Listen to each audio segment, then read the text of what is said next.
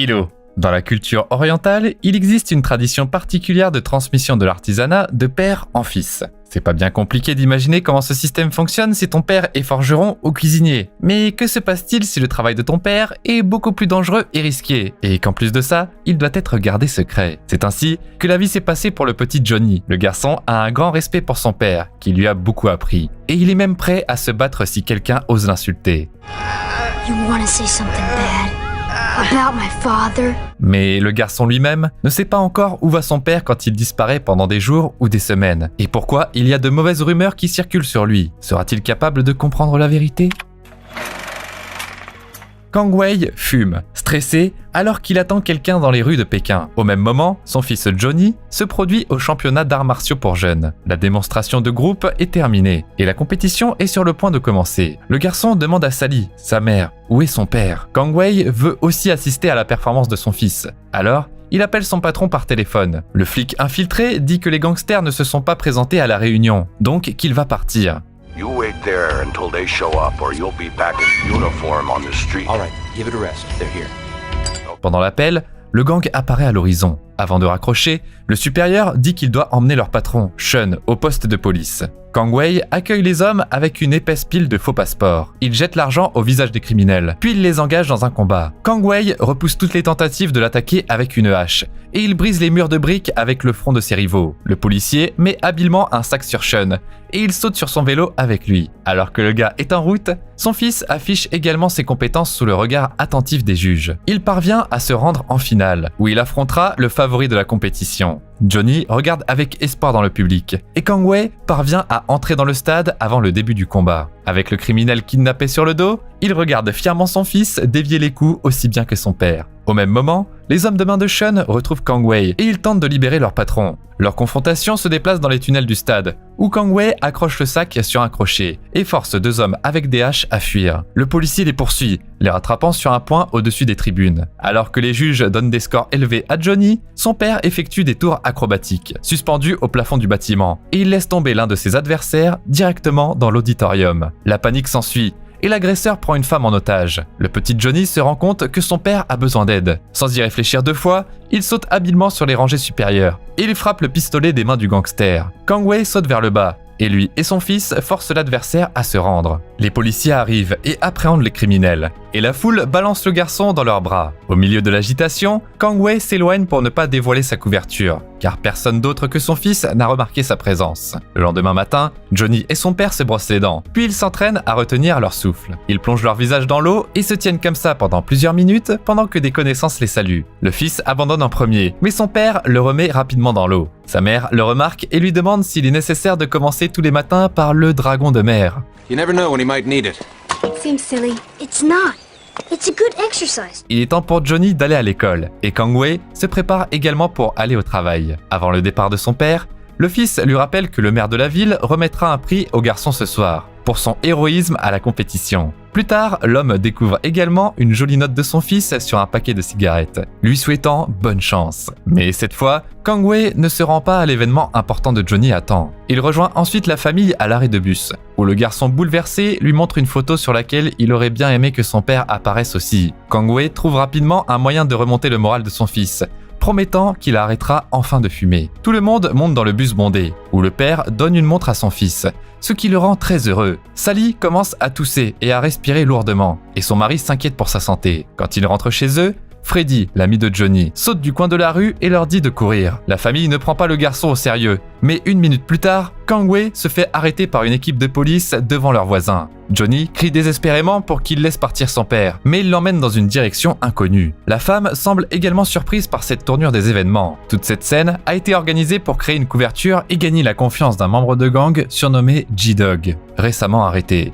Kang Wei était brillant dans sa dernière mission, et voici ce qu'il reçoit comme récompense, une autre mission dangereuse. Craignant pour la santé de sa femme et le bien-être de son fils, l'homme veut refuser la tâche, mais son patron insiste sur le fait que toute la mission ne prendra que 2 semaines. Cette fois-ci, sa cible sera un puissant gangster, nommé Po Kwong. La nuit, avec G-Dog, ils devront fuir et se rendre à Hong Kong, où ils seront réunis avec le patron. La police va jouer le jeu pour qu'il n'ait aucune difficulté à s'échapper. Plus tard, Kang Wei met le plan en action, en faisant semblant d'avoir une bagarre dans leur cellule. Alors qu'il s'enfuit, il doit sauver Ji, qui se fait presque attraper par des chiens de garde en colère. Il se balance par-dessus la clôture de barbelés et quitte la prison. Avant qu'il ne se dirige vers Hong Kong, Kang Wei rend visite à sa famille, et Ji vient avec lui. Sally dort déjà, bien qu'elle ait encore une mauvaise toux. Johnny fait ses devoirs, et il est très excité par la visite soudaine de son père. Kang Wei donne de l'argent à son fils, et il lui demande de prendre soin de sa mère pendant son absence. L'homme ne peut pas dire où il va ni pourquoi, et Ji est touché par cette scène. Il voit à quel point ça dérange Johnny d'être séparé de son père, et il lui donne une bague porte-bonheur avant de partir. À Hong Kong, G-Dog montre les bijouteries locales à Kang Wei et il lui achète des accessoires pour le remercier de l'avoir libéré. Il promet qu'ils seront bientôt en mesure de se permettre beaucoup plus. Ils vont à la rencontre de Po Kwong, qui a l'intention d'acheter un gros lot d'explosifs, bien que le prix semble trop élevé pour lui. Il exige que ses sbires lui trouvent un plan pour lui faire économiser de l'argent sur l'affaire. Pour leur idée stupide, les voyous se font frapper au visage et G-Dog se fait carrément pousser du bord du toit. Seule la réaction rapide de Kang Wei sauve le gars de la mort, mais Kwong marche sur son épaule, empêchant l'homme de tirer son compagnon vers le haut. Le nouveau venu dit qu'il a un plan, et le patron les laisse remonter sur le toit. Il commence à donner des coups de poing à Kang Wei, alors que le gars expose son idée. Après avoir reçu les marchandises, ils peuvent récupérer l'argent des vendeurs en mettant des explosifs sur l'un de leurs alliés et en menaçant de faire sauter l'endroit. Satisfait des compétences de l'homme, Kwong accepte son idée et le choisit pour être le kamikaze. La réunion aura lieu dans un restaurant coûteux avec une cascade artificielle. C'est là que 2 détectives locaux se trouveront le lendemain. Ils ont une liaison, et Fong n'aime pas être juste une maîtresse pendant aussi longtemps. 5 years. That's how long I've been waiting for you to leave your wife. It's not that easy. Mais Cheng ne lui offre toujours rien d'autre que des promesses vides, et il échappe à des réponses directes. Heureusement pour lui, Kwong entre dans le restaurant avec une valise pleine d'argent. Les vendeurs l'accueillent à bras ouverts, vérifiant ainsi la présence d'armes. Le gangster est connu pour ses sales tours, alors ils sont prêts à lui tirer dessus s'il fait un mauvais geste.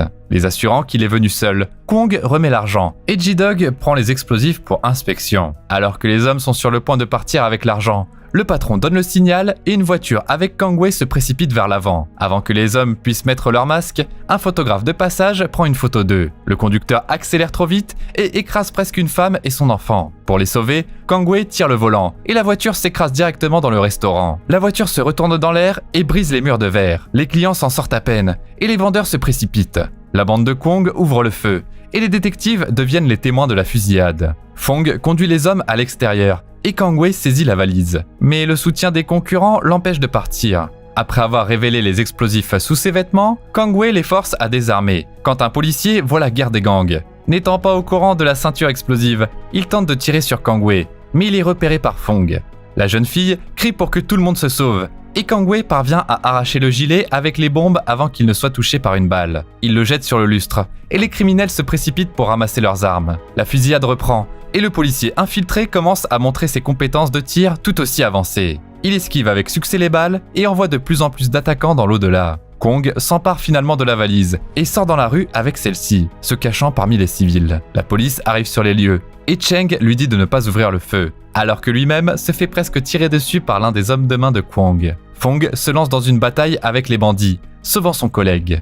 Elle désarme les criminels et elle tient l'un d'eux sous la menace d'une arme. En réponse, Kang Wei prend Cheng en otage. De cette façon, il force la police à libérer ses associés avec l'argent, alors qu'il reste derrière. Il n'a pas de plan pour sortir de là, mais Fong prend le volant de la voiture de police et elle offre aux criminels de l'emmener avec elle-même comme otage au lieu de Cheng.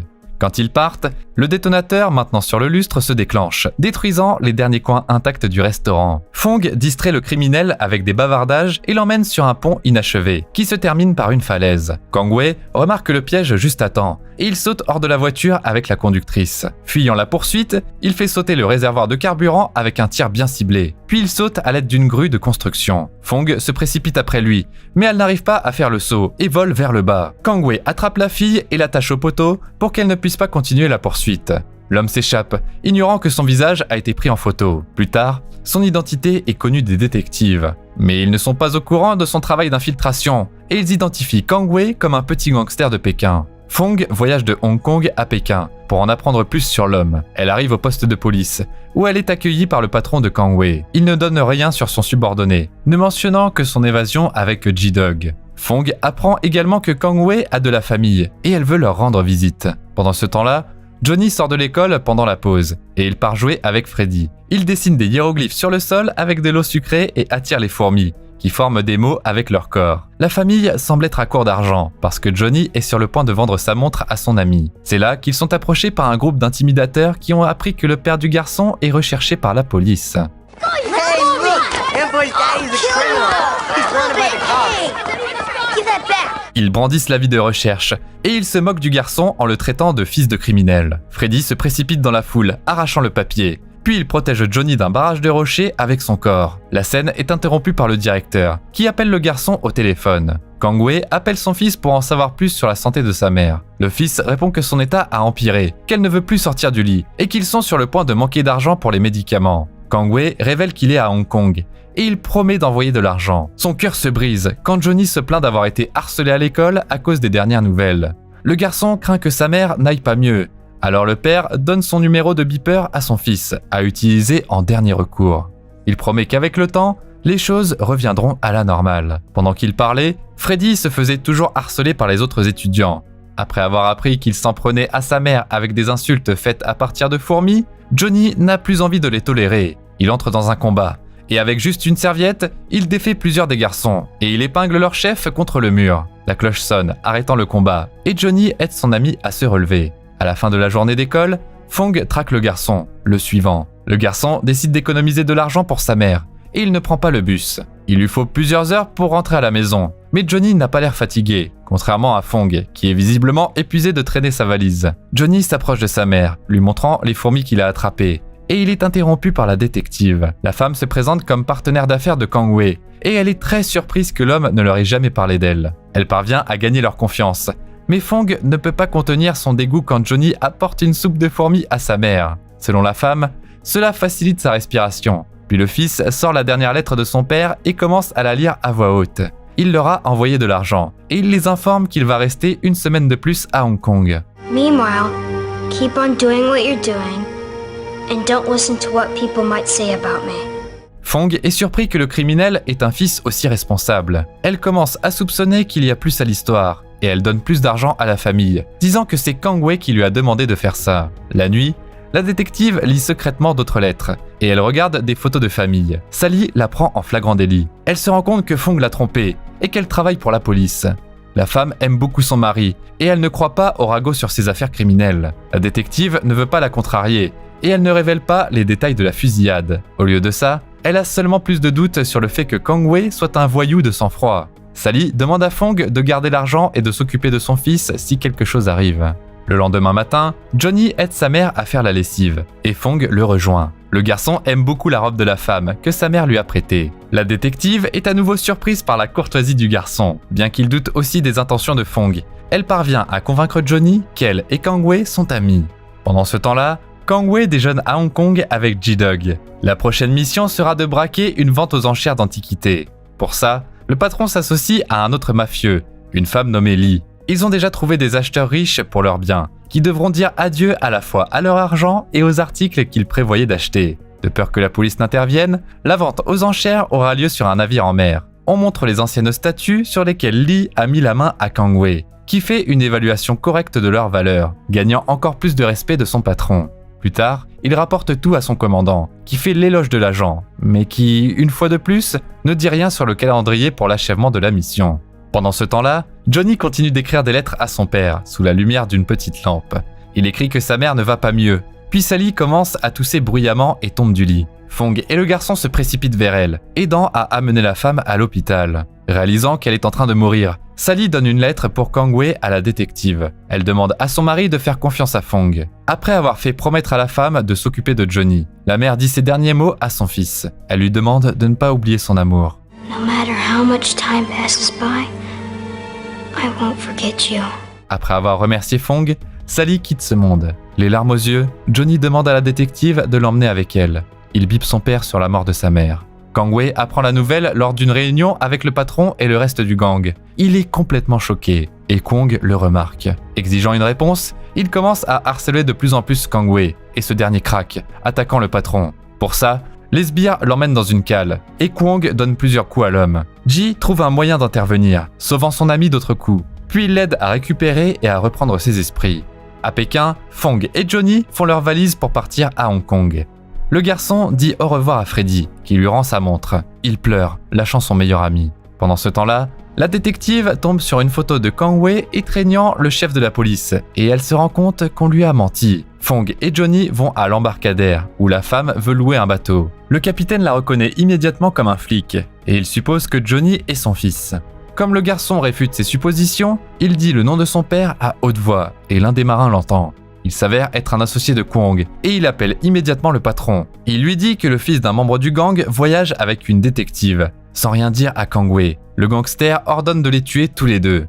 Les gangsters sur le quai attaquent immédiatement, et Johnny protège la femme. Ensemble, ils forment une bonne équipe, repoussant habilement toutes les attaques.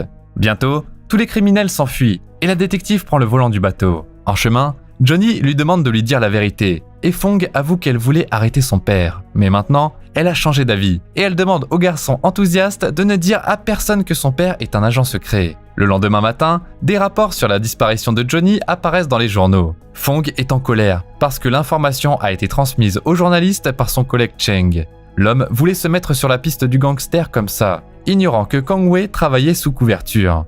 Pendant ce temps-là, Johnny parvient à contacter son père, et Kang-Wei demande les clés de sa voiture à Ji. Il court précipitamment à la rencontre de son fils. L'ami remarque également le visage du garçon à qui il a donné la bague dans les journaux. Il se précipite après l'homme. Au même moment, Johnny regarde les nouvelles, et il voit un rapport sur lui-même. Il pense que c'est Fong qui a fait ça, qu'elle l'a piégé et qu'elle veut arrêter son père après tout. Le garçon s'échappe de l'appartement de la femme juste au moment où elle rentre. La détective vérifie les enregistrements téléphoniques et elle entend la voix de Kang-Wei. She thinks you're a cop. What? Are you, Papa? Did she tell anyone this? Kang-Wei coupe l'électricité dans l'appartement de Fong et il se faufile par la fenêtre. À ce moment-là, Johnny demande à utiliser le téléphone d'un petit magasin pas loin et il laisse un message pour son père, disant qu'il est trop dangereux d'aller à l'appartement de Fong. Le son du message, arrivant sur son beeper, révèle sa présence à Fong. Elle et Kang-Wei se battent, mais en même temps, ils clarifient la situation. Ils sont interrompus par des policiers qui ont été mis en service à proximité sur les instructions de Cheng. Kang-Wei s'échappe par la fenêtre, emportant avec lui la dernière lettre de sa femme. Elle est morte sans jamais connaître toute la vérité, mais le cœur de Sally ne l'a pas trompée. Elle n'a jamais perdu confiance en son mari. Bien sûr, elle demande à l'homme de retrouver Johnny. Mais à ce moment-là, le garçon se fait prendre dans la rue par Po Kwong. Le gangster dit que son père l'a envoyé chercher le garçon, et le gamin ne le remet pas en question. Le garçon est amené au quartier général du gang, où G-Dog distribue des déjeuners cuisinés à tout le monde. Sur le couvercle du déjeuner reçu par Johnny, il y a un avertissement disant qu'il ne doit pas faire confiance au patron. Bientôt, le père du garçon se présente sur les lieux, mais les deux font semblant de ne pas se connaître. Kang-Wei affirme que les affiches ne sont qu'une ruse de la police et que les noms de famille identiques ne sont qu'une coïncidence. Hey kid, what does your dad do? Is he a policeman? None of your business. Pour son insolence, Kwong attrape le garçon et écrase la table en verre avec sa tête. Ji saute pour protéger l'enfant, mais Kang-Wei l'arrête, confiant en son fils. Johnny, ensanglanté, continue de répondre aux questions de Kwong, affirmant que son père va bientôt s'occuper des escrocs. Pour ça, il se fait frapper au visage à nouveau, et Kang-Wei ne peut plus le supporter et se précipite en avant. Mais cette fois, il saisit lui-même le garçon par la gorge. L'homme murmure à Johnny d'utiliser la technique du dragon de mer, et il fait semblant d'étouffer son fils. Le garçon tombe par terre. Kwong fait l'éloge de l'homme de main, et le corps du garçon est placé dans un sac et jeté avec le reste des ordures à l'extérieur. Comme si de rien n'était, Kang-Wei propose de faire une balade pour se détendre, tandis que Ji tremble après avoir été témoin du meurtre. Quand ils arrivent au restaurant, Kang-Wei appelle secrètement Fong et il lui laisse un message lui demandant de sortir Johnny du sac. Afin de ne pas éveiller les soupçons, l'homme passe du temps avec le gang, mais après, il fait semblant d'être malade et il ne monte pas dans la voiture. Il court après son fils, mais Kwong l'attend déjà. Il l'a pris en embuscade après tout et il expose l'agent d'infiltration. Les gangsters sautent sur Kang-Wei avec des couteaux et l'homme riposte. Mais le patron veut se venger personnellement du traître et il ordonne aux sbires de le laisser partir. Il tire même sur l'un d'eux pour les amener à se conformer. Kwong tente de tirer sur le flic, mais Kang-Wei lui arrache le pistolet des mains. Ils se retrouvent face à face, et quand le patron commence à perdre dans le combat au corps à corps, il ordonne à ses hommes de frapper son adversaire avec le camion. Ils finissent tous les deux par attraper la cabine du camion, mais le conducteur met un nœud coulant autour du cou de Kang-wei, menaçant de le jeter sous les roues. Il est sauvé par Fong, qui tire sur les gangsters et s'enfuit avec son compagnon. Pendant tout ce temps-là, Johnny était sain et sauf, car il avait été sauvé par Ji, qui l'a sorti du sac et l'a caché sur un bateau. You seem to be as strong as your pop is. How about showing me? All right. Fong amène Kang-wei chez elle, où elle l'aide à se remettre de ses blessures. Elle ordonne à la police de passer au peigne fin toute la ville à la recherche du garçon. Et pour au moins calmer le père pendant un moment, elle ment que Johnny a déjà été trouvé et emmené au poste de police. Soudainement, Cheng apparaît à sa porte avec des fleurs. La fille ne le laisse pas entrer, donnant à Kang-wei le temps de se cacher. Pendant ce temps-là, Kwong ordonne de planter des explosifs sur le navire où la vente aux enchères aura lieu. Il prendra l'argent et fera exploser l'événement pour couvrir ses traces. Kanji vient rendre visite au garçon sur le bateau une fois de plus. Il est repéré par les hommes de Kwong, qui le signalent à leur patron. Ji remarque juste à temps que des gangsters s'approchent du bateau, et il ordonne à Johnny de plonger sous l'eau. Mais le patron trouve la chaussure du garçon sur le bateau, et l'homme avoue ce qu'il a fait. Il refuse de rester le chien fidèle du gangster, et il veut mourir comme un homme. Kwong sort son arme et tire plusieurs fois sur Ji. Johnny parvient à rester sous l'eau jusqu'à ce que les criminels partent. Ji, blessé, plonge pour chercher le garçon, et il remonte sur le bateau. Don't die, G. G, let me show you some of my tricks. Avant sa mort, l'homme donne une carte au garçon, avec laquelle Kang-wei peut aller à la vente aux enchères, ainsi qu'un téléphone pour atteindre son beeper. Johnny rend la bague porte-bonheur, mais ça n'aide pas, et un deuxième adulte qui s'est occupé de lui meurt dans les bras du garçon.